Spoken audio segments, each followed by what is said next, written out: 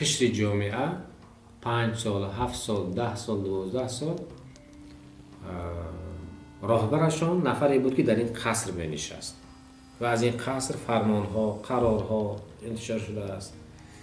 الکه ارتباط جامعه با این قصر پیوسته شدگی، الکه تاریخ شدگی و در یادنامه هاشون، در میموارهاشون، در هر جایی که می نویسند وقتی که سخن در برای سرور دولتشان می رود بیواسطه سخن در مورد این قصر و این بنا می رود.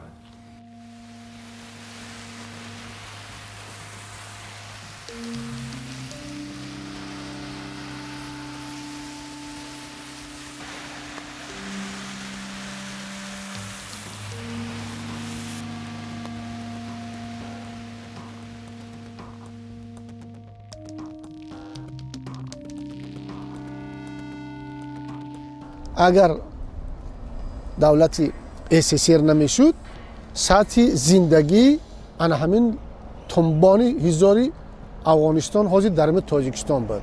همون ساعت ما زندگی میکردیم، همون سلا و همون خاک و همون عربه انمی تیر و تفنگی انمین.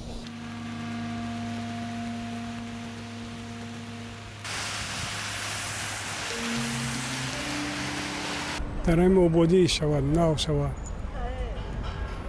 و بینای نبود دیگرگون است.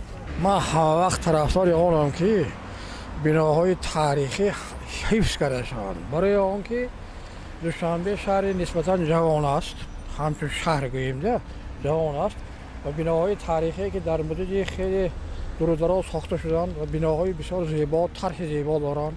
زمانوی حاضر مقصد یک جور مثل از نو با بنیاد کردن و کردنشون ممکن است. با قول مصفدای ما جای برکت است خیلی. این دانه برکت میگن، آدم جای برکت چپا نمیکند خیلی. خانه پدرش چپا نمیکند، ممکن نیست خیلی.